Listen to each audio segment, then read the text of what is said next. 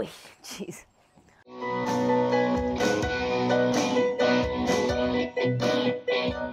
Welcome back to Christina's Garage, Gearhead in Training. Today, I'm not actually going to be talking about the Camaro. I'm going to be talking about my 2006 Chevy Silverado. When I was young, my dad had a white Chevy Silverado with a single cab. I had a lot of really amazing memories when we would drive and catch up and talk with each other. My parents were divorced, so we would do the parent swap thing where either my mom would drop me off with my dad or my dad would come pick me up, and we would spend a lot of time in the truck just talking, catching up. That was probably kind of the only time that my dad was like not moving and actively doing stuff all the time. We were actually able to sit and actually have conversations and just kind of be together, and that was a lot of really positive memories. And I didn't realize until kind of more recently why I really wanted a Silverado was because of that. So this is a 2006 Chevy Silverado that my dad we had purchased together. We had a mutual coworker at the fire department that was selling it. I originally was looking into a diesel truck, but really expensive, and learning more about diesel, it's kind of harder to find somebody who knows how to work on it. I don't know how, so being able to find a shop that would be able to do that would be a little bit more difficult. My dad was able to buy the car, and I was able to pay my dad, and now I have this truck. I remember the first drive that we took in it was actually from here to Hot August Nights in Reno, and really, really positive memories. I don't think I will ever get rid of this truck, and some of those reasons is because trying to get a truck brand new right now is very expensive. I could probably replace everything in this truck for cheaper than buying a brand new one. I wanted to show you on the truck. There's not really much that I've done on the interior. I'll still show you on the inside, but my favorite part is all the dog stuff that I have set up in the back. One really nice thing about having the dogs in the back is I don't have them in the cab very often. I will put the seats down so that if it's really hot during the summer, because Sacramento, it can get into the 116s. I'm not going to put them in the back of the truck. I don't have air conditioning back there when it's that hot. So during those times, I will put the seat down and the dogs will be in the back here, but otherwise my dogs are in the back, leaving it a lot easier for me to keep the inside clean. There's not a bunch of fur and everything all over. I really like how much room the back of the truck has. This is the full cab, not the 1.5, so there's plenty of space in the back when I bring guests along with me places.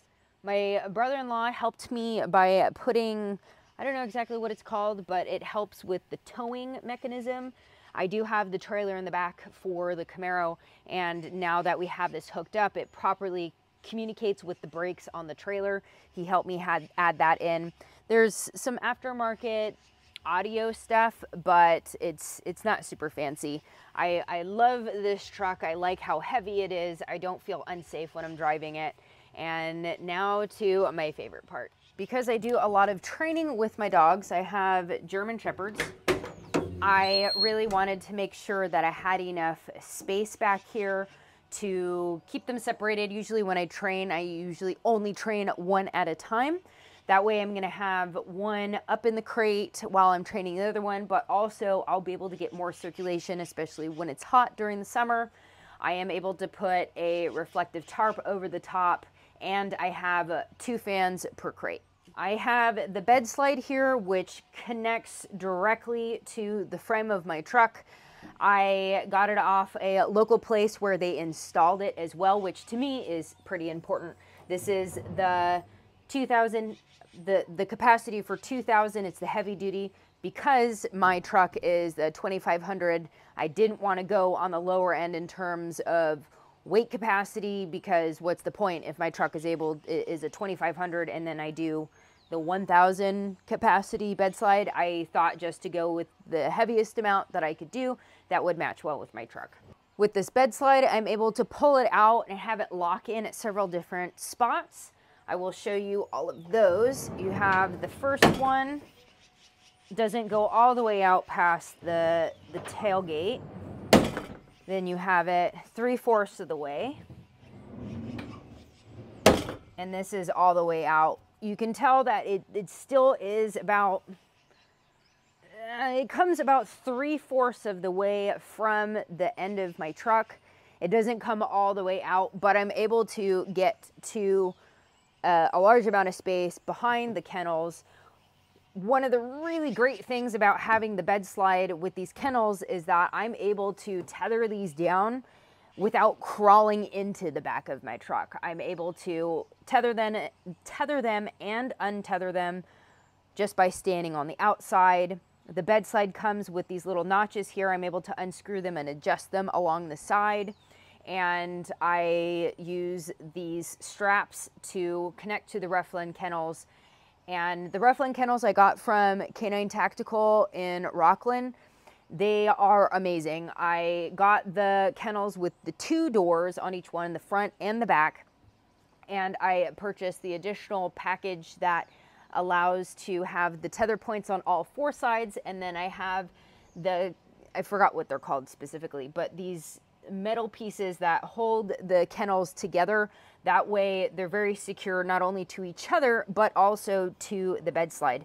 And as I said before, the bed slide is connected directly to the frame of the truck. It is very secure, and they should protect my dogs if we get into an accident. Some cool features about the Ruff Land Kennels is that these doors, you know, I'm going to take these off first. These doors can come all the way off. You have an attachment. You can open it from either way. So I have the pinch.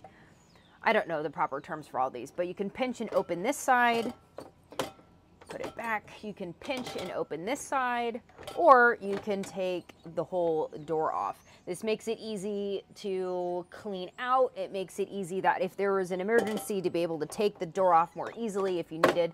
But they are secured with these panels here. The back door is the exact same. That way I can get really thorough airflow, but also if I needed to, in an emergency, get into the kennel from the front or the back, it gives it more access there.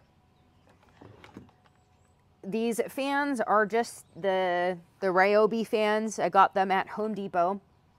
They're really great for the Ruff Land Kennel. I believe the Ruff Land company does sell their own fans. I really like using these because I have the Ryobi batteries that I can use, and they easily can be added to the front and the back of my kennels with the additional door. I had these made separately that are, I put them over the top of the door, and the Ryobi fan has a clip on it that allows me to just swoop it on there and easily be able to get a fan on the front and on the back. I like the durability of this. I like that I can take it off and put it on super easy, and they weren't super crazy expensive. If you go during certain times of the year when they have sales, you can get buy one, get one half off, or whatever good deals that Home Depot has with the Ryobi fans. And you can also reuse the batteries for other tools.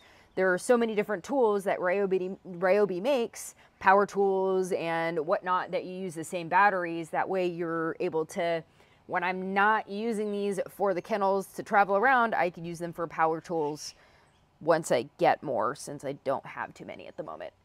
And these are just water buckets that I just hang on the outside when we're not actively using them. I don't have the water sitting in the kennel with my dogs while I'm driving, because I tried that and it sloshes around like crazy. I will only put it on the inside with water in it when we're training or at our destination, but I can easily just hang it on the outside. That way when we're driving around, that it's not sloshing around, not hitting them. This is the extra large, the biggest size that they have. It works great for both of my dogs. My male is a German Shepherd Husky mix, a little bit of Burmese Mountain Dog mixed in there. He's 85 pounds and he fits really well in this. And my female, 65 pounds, German Shepherd. She's almost the same height as my male. She's not as big, obviously the weight difference, but she also fits really nicely in these. I wouldn't necessarily have my dog sleeping in here overnight, just because we have massive kennels inside of our house where they sleep in. But in order to travel, you don't want too much space in their kennels as they travel, because they will, if you get in an accident, they're more likely gonna bonk around in there and get more injured. So this is actually really nice. It has a lot more space than some of the other options that I've seen out there. And I like that these kennels are all one piece. It's made out of, I believe, the same plastic that they use for NASCAR vehicles. So it's very solid. It's all one piece. And the doors are the only parts that come off of it. In the inside, I got these other pads. They're not made by Ruff Land. At the time when I bought these, Ruff Land didn't have them. They weren't making them.